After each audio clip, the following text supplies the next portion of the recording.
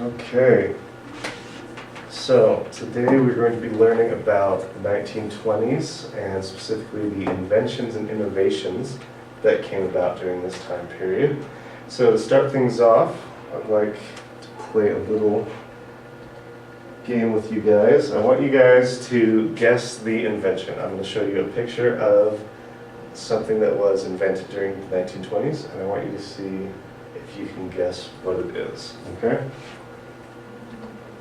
Here's our first one. What is this? Is it a fridge? Yeah, icebox. It is. There's a home refrigerator. This is one of the earliest models that they ever produced.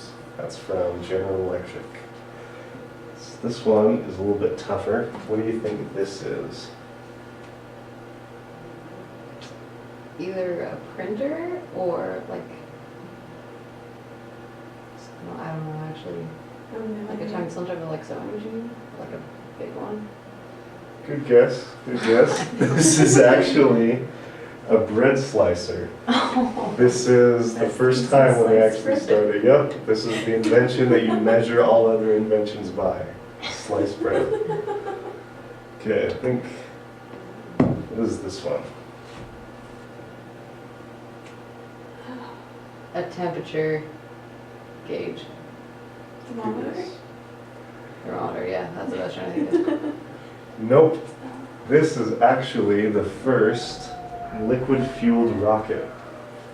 So, this is the first launching mechanism of liquid-fueled rocket power that we had ever seen in the world. And you guys should know this one. What is this? Radio, Close. telephone, Close again. camera.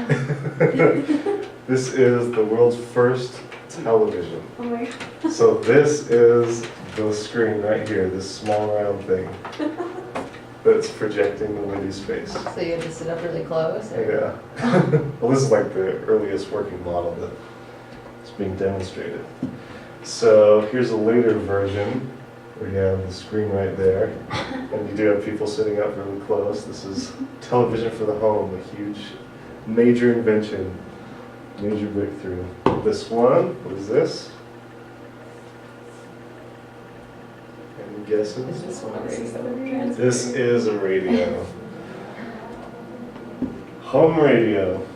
As you can see, they come with the little horn part there, and you had to assemble a lot of these as kits in your home in order to get them to work.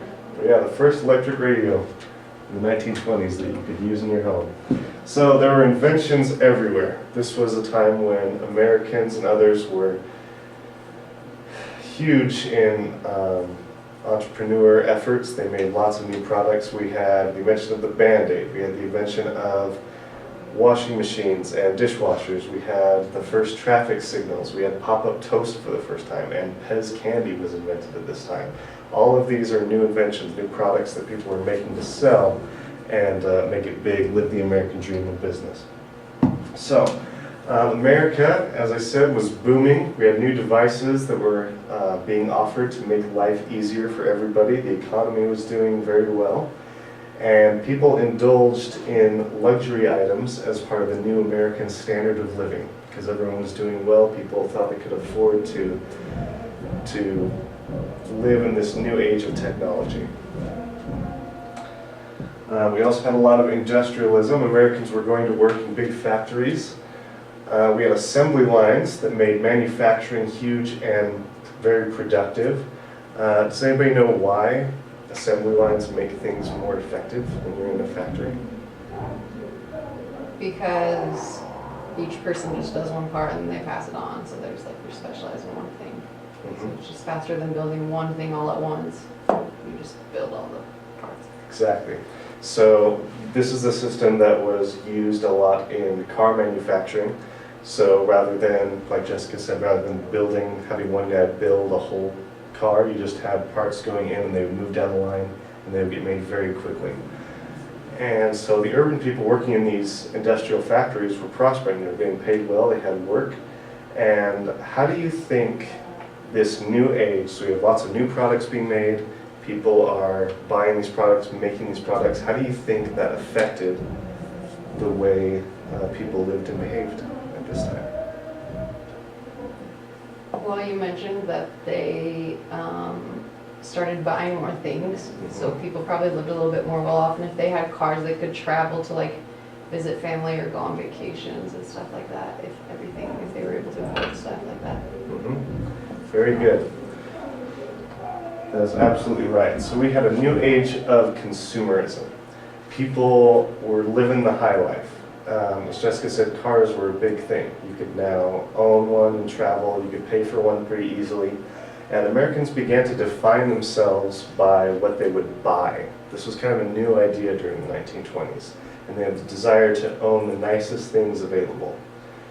So do you guys, this is carried over to our day and age. Like, is there anything that you guys buy that you kind of identify yourself with? Like it's part of what makes you you? Any examples? The laptop. Your laptop? So what brand of laptop do you have? I have a Lenovo Okay, and what operating system does it run on? Windows. So do you think that is that part of like who you are, your taste, your preferences? Yeah, a little bit. Yeah? Do you have an example you want to share? I just think people define themselves by what like clothes they buy, or like certain shoes or clothes that they wear. Yeah. So Yep, and all these things you guys are talking about, they have their roots in this movement of consumerism in the 1920s. And the way that people were able to pay for these things was by charging it. So we didn't have credit cards back then, but the idea of credit really came into force in the 1920s. People would buy now, pay later. This was a time when stores had lines of credit set up. You could pay for your product in certain installments rather than putting up a big chunk of money up front. So you no longer had to save. There are so many methods of payment that made it possible for you to get what you wanted immediately. And these are just a few advertisements. They had these for cars, refrigerators, vacuums. All you had to do was put some money down, and then they would let you pay it off over a longer period of time. So this introduced a new kind of debt.